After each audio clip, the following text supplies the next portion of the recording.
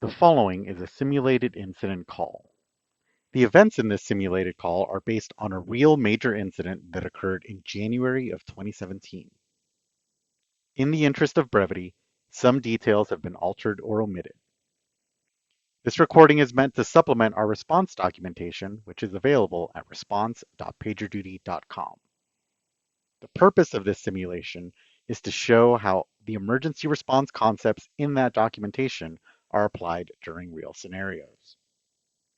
Our major incident starts when it is manually triggered in an incident chat channel.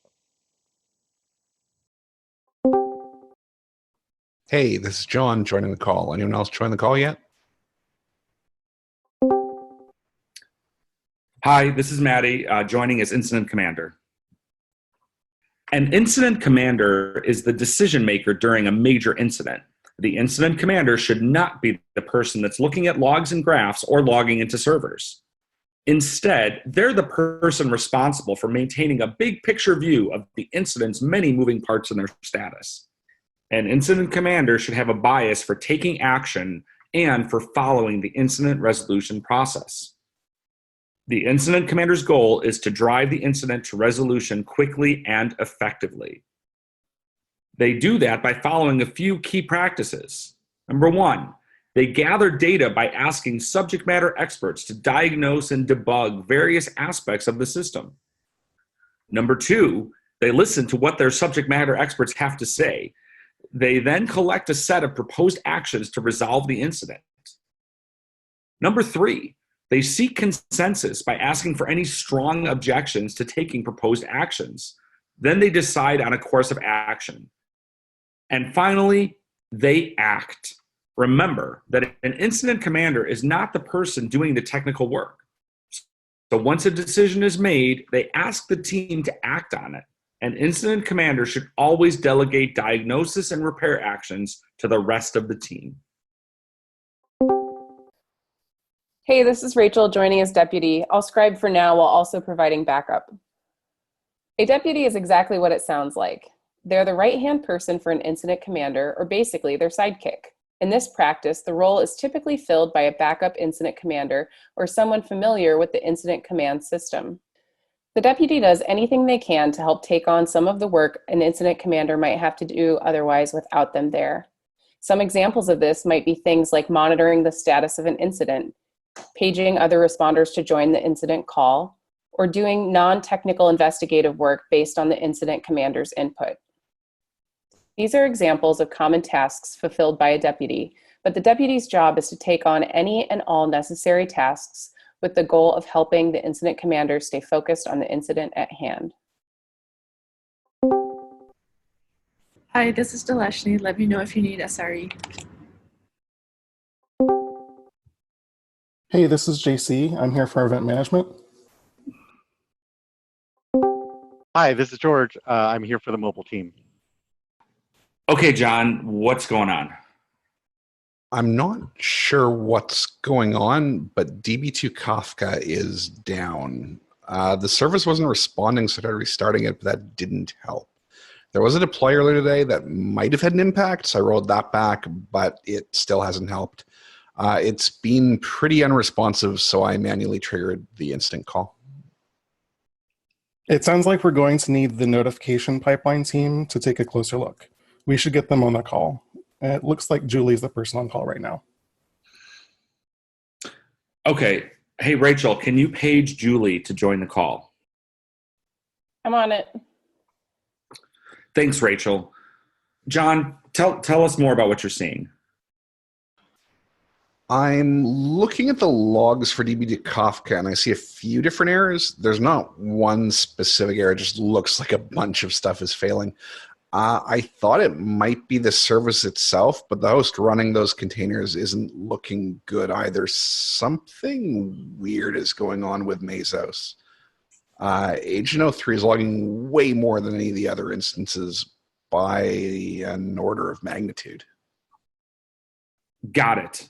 Are we seeing any other impacts on the customer side?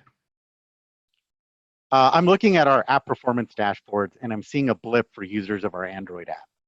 It looks like there's a steady increase in apps that's crashing for them, So I'm going to dig into this a little bit more.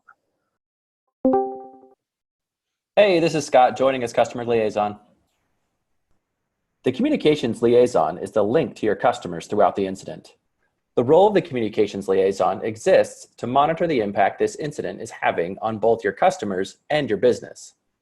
Typically, that's done by monitoring support channels to keep a pulse on customer issues in real time. The Communications Liaison's main goal is to provide regular updates to both external customers and internal stakeholders. Hi, this is Julie joining the call for the pipeline team. Hi, Julie. We're seeing problems with DB2 Kafka, and JC suggested we bring you into the call. Something weird's going on with Mesos because Agent 03 is logging way more than anything else in that cluster. This started when John noticed the DB2 Kafka service was unresponsive. After a failed restart, John rolled back changes deployed to DB2 Kafka from earlier today. Restarts aren't helping. And now we're also seeing a steady increase in app crashes for Android users. George is looking into what's going on. Okay, looking into this a little bit more, it looks like the crashes might be related to triggering incident log entries. Incident log entries are a core part of functionality when you get an alert. That's a significant impact on customers. We should escalate this to Sev 1. Rachel, can you make this incident a Sev 1? Yep, got it. The incident is now a Sev 1. If DB2 Kafka is down, then the log entry service is going to run into problems. Anything querying that service is going to bomb out. When that happens, no incident log entries are going to be generated. Let me check something. It looks like the notifications are still going out, but some of them are messed up. I'm looking at a notification with a subject line in it that appears to have the right data, but the body in the notification is blank. That would make sense because the notifications use incident log entries to populate the data. Hi, this is Mandy. I've joined the call and can take over as Scribe. A Scribe is a record keeper for the incident. Their job is to document the facts as they occur. A Scribe will add notes to the incident chat room that summarizes critical discussion points when findings are determined and when significant actions are taken.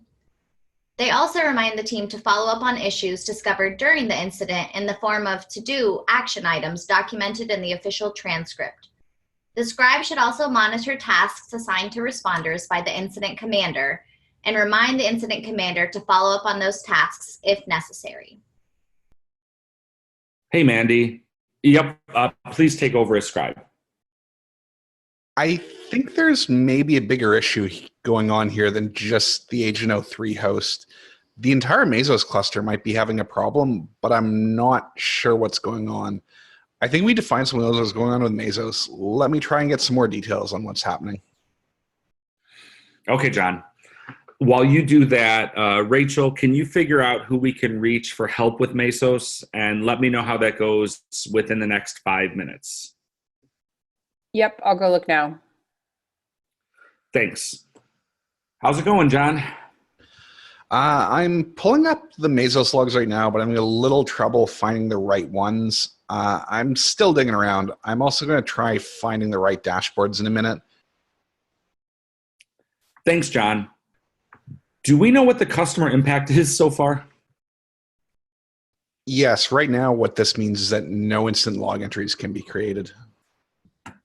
That also means that when you get an incident notification, there are no incident details. If you try to access those incident details via the web UI, you also get an error. Loading incidents on the website shows a message that says an internal error has occurred. PagerDuty administrators have been notified. Scott, did you get that? Yes, I did. I got that. Good. Scott, please compose an update informing our customers that we've detected this issue and we're actively investigating. And when you have that draft ready, please post it to the Slack channel.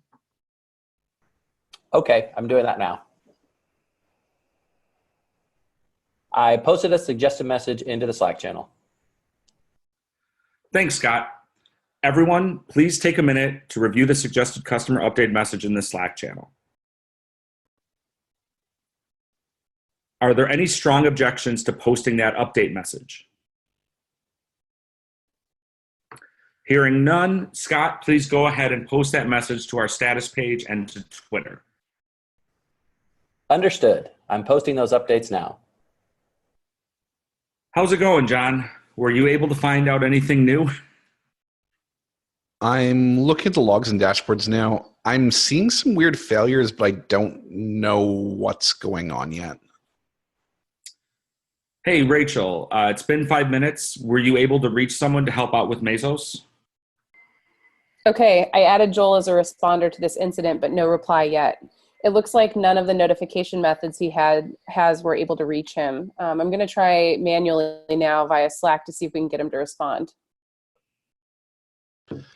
We could try Alex. Noted. I can try Alex next if there's no response from Joel.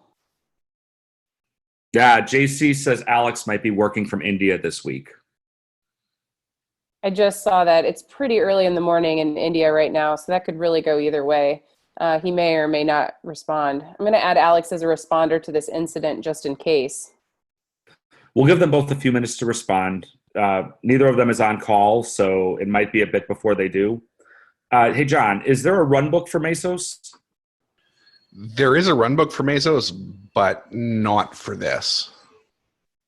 Can you post links to the runbooks? There you go. There's nothing there specifically for the errors we're seeing with the cluster. From what I can see, it also looks like logging is starting to increase on the other Mesos hosts now, too. If it's Mesos that's the problem, would it be possible to just stop Marathon entirely and restart everything? That's possible. I'm not really sure what that's going to do. Looking at the runbook, there aren't instructions there for stopping everything and restarting it either. What's the risk in trying to restart Mesos right now? Without a clear runbook, we could get it wrong. It might also not make a difference, since I still don't entirely know what's happening yet. Are there any strong objections to trying a restart of Mesos? Yes, this is Deleshny. I have a strong objection. I think that's a little premature to restart Mesos. If there's a deep underlying issue with Marathon, we might be making things a lot worse. I think we should wait to see what Joel has to say. Okay, we'll hold off on attempting a restart of Mesos at this time. Okay, Joel has responded on Slack and does not have a laptop. He should be joining the bridge shortly.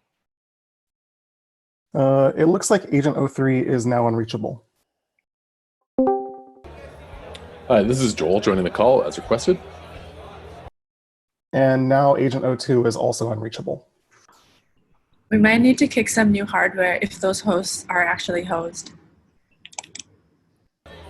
What's going on? Hey, Joel. We're having problems with DB2 Kafka. Those problems are creating a partial outage where we're seeing notifications go through without message bodies. Sounds like customers probably don't see the error until they click through for incident details. We're not sure how wide the impact is yet, but it's causing some mobile Android apps to crash, and we know it also appears in the web UI. Reason you're here is we think this might be related to problems we're seeing in the Mesos cluster that the service is on. Agent 03 has been problematic for a while, and now we can't reach it anymore. Agent 02 might also be offline now. I just verified that Agent 01 is still reachable. At least that one is up. And I just verified that Agent 02 is unreachable. Agent 03 is also unreachable. There are only 3 agents for that Mesos cluster. I'm seeing some log entries about memory exhaustion on Agent 01. I'm digging in a little more to see what's going on. So if 2 of those agents are down, that means we're down to 1 host left in the cluster. Is anything else still running in that cluster? The Marathon console shows that DB to Kafka is repeatedly flapping up and down, so that doesn't appear to be running. It does look like there are 3 other apps still running, though. I can reach Agent O2 again, but it's just running really, really slow. We have another Mesos cluster available in another region if we need to kick some more agents and migrate. Based on what I'm seeing right now, trying to restart Mesos might actually be the right thing to do at this point. So I take back my earlier objection. Okay, sounds like we have two options right now. We can either kick more agents in another region and migrate, or we can try restarting Mesos. Joel, what do you suggest? I think that rather than restarting Marathon entirely, we could try restarting just the agent nodes first. That's probably the least risky thing to do right now. So start with Agent 03, since there probably hasn't been anything running on that one for a while, and we can't get to it anyway. Okay, are there any strong objections to restarting the Mesos agent nodes? Okay, hearing none. Deleshny, please go ahead and restart Agent 03. How long do you need for that? Restarting is going to take a couple of minutes. Okay, I will check back in with you in 2 minutes. Got it. Restarting Agent 03.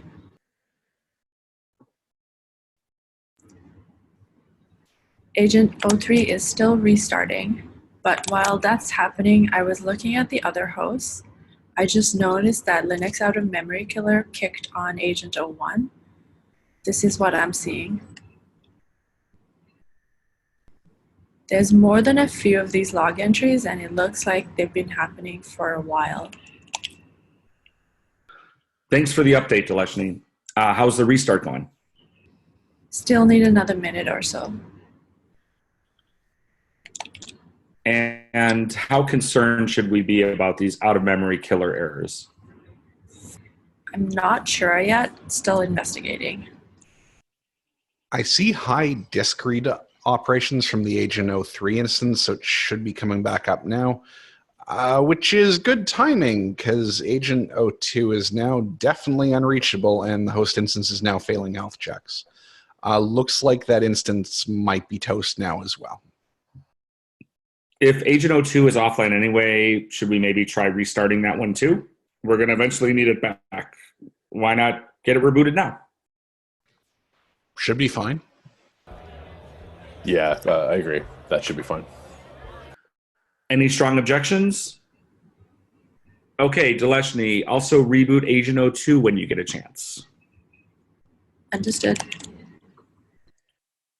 What do we do if the reboot doesn't fix anything? It looks like maybe we're about to lose this entire cluster. We should be ready to kick another cluster in the same region rather than migrating across regions. It's a little more work, but it should take less time. If Mesos comes back after those reboots, then we'll want to try starting up the DB to Kafka containers to see why they failed in the first place. Okay, Agent 03 is back up and responding. I just checked and Mesos is back up and running on Agent 03. Agent 02 is still rebooting and it should be ready in about a minute or so. Great. We should try starting up the containers manually.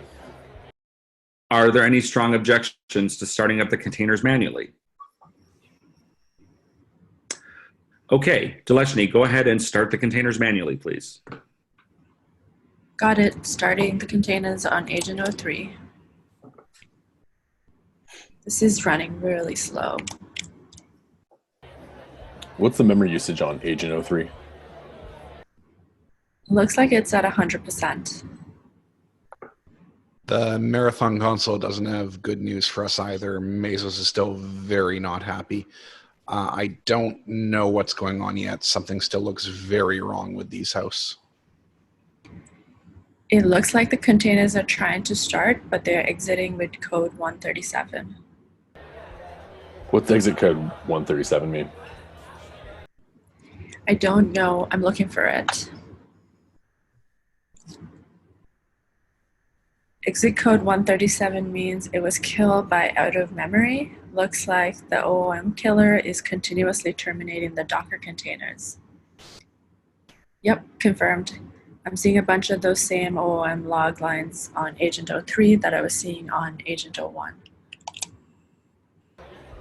What's the memory limit set to in the Marathon config? 130 megs. So I recommend that we set that to at least double and see if that gets around the out of memory issue. Are there any risks in doubling the memory allocation? I don't think so. It should be fine from the system's perspective. These instances have enough memory, but we should set that config in Chef and let Chef push out the change. In the meantime, I recommend we do this manually right now to test it and see if we can get everything working again. Joel, how's that sound to you? Agreed. Change the setting and try starting those containers manually again. If that works, then we can put it in Chef. That sounds like the best plan. Are there any strong objections to manually adjusting this config for now? Okay, Deleshny, go ahead with the changes. We'll put them in Chef after we resolve the incident if everything works. Okay, the config changes have been made. I'm trying to start the containers manually now. Okay, it looks like the containers are starting manually now and not being killed by OOM. Looking at the Marathon console, that seemed to do the trick. The DB2 Kafka service appears to be running, and other apps on that cluster are running as expected too. Thank you for the updates, Deleshny and John. Scott, how is the customer impact looking? There are 4 open support tickets so far about this issue, and we have 2 additional customers currently in support chats about this. So that will be 2 additional tickets. No other issues reported so far. Okay, stand by for a possible customer update. Understood. How are we looking, team? Are we still seeing failures? I just verified that DB2 Kafka is now responding to queries. This is JC. Event notifications appear to be working now. From the mobile side, I'm not seeing any new crashes in the Android app, but if I try looking at incident details in the web UI, I'm still seeing the message, an internal error has occurred, PagerDuty administrators have been notified. It's going to take some time for incident log entries to catch up. We're going to have to process the backlog that accumulated while DB2 Kafka was offline. If you look at an incident that still is a missing incident log entry, it can cause those 500 errors you're seeing. New notifications should be fine, though. That's true, and it looks like we're churning through that backlog now. Any new incident log entries appear to be populating normally. Okay, John and Joel, how long do you think it will take that backlog to clear? From the graph, probably about 10 minutes or so. It sounds like we've resolved the core issue, but now we're waiting to process the backlog before the issues disappear entirely. We think that that should be in about 10 minutes or so. Are there any strong objections to that assessment? Hearing none, Scott, can you draft an update informing our customers that we think we've resolved the situation and we're continuing to monitor the issue? When you have that draft ready, please post it into the Slack channel. I certainly can. I'm doing that right now. I posted a suggested message into the Slack channel. Thanks, Scott. Everyone, please review the suggested customer update message that's in the Slack channel. Are there any strong objections to posting that update message? Okay, Scott, please go ahead and post that message to our status page and to Twitter. Understood. Posting those updates now. John, how's the backlog looking? Still processing, a little bit ahead of the last estimate, but still need a few more minutes. The error I was seeing from the mobile side is also gone now. Good. Looks like we might have resolved the issue. Is anyone else seeing anything strange? JC, Julie, how are things looking for you? It looks like we're recovering. Yep, looking good from my side too. That's great. Sounds like we should be in the clear. It's a pretty bizarre issue. The killers shouldn't be terminating containers that fast, but that's an issue we can get into later. That memory allocation was fine before too, but now it's not for whatever reason. We need to figure out how we identify the correct amount of memory to allocate in the future. Thanks, Joel. I'm adding that to the Slack channel too. Awesome. I'd like to go eat dinner now. Can I drop off the call? Absolutely, Joel. Thank you for joining the call. We're going to continue to monitor the situation. If we need you again, we will page you. Sorry we interrupted your dinner. No problem. Thanks, everyone. Okay, Deleshny and John, you should both stay on the call until we wind things down. Everyone else, you are free to drop off the call if you would like to. This is Rachel. I'm dropping off. Good job, everyone. I'm also dropping off. Good luck, y'all. Page me if you need me again. Same here. Good night, everyone. Me too. Awesome work, everyone. Have a good night. Hey, this is Mandy. I'm going to stick around just in case, and I'll take over as deputy if we need to get people on the horn again. Great. We'll stay on the line until the backlog clears. Once it clears, we can wrap up this incident and spin down the call. The incident was officially resolved 2 minutes later once the backlog was cleared and all errors were verified to have disappeared. This simulation is an abbreviated version of actual events. To understand more about the incident command system and for more details on the process, visit our response documentation at response.pagerduty.com. This recording only simulates the incident call during a major incident. Major incidents are not considered complete until a postmortem has been published. Postmortems are a vital part of the incident response process. For more details and a step-by-step guide for conducting postmortems, you can visit our postmortem guide at postmortems.pagerduty.com.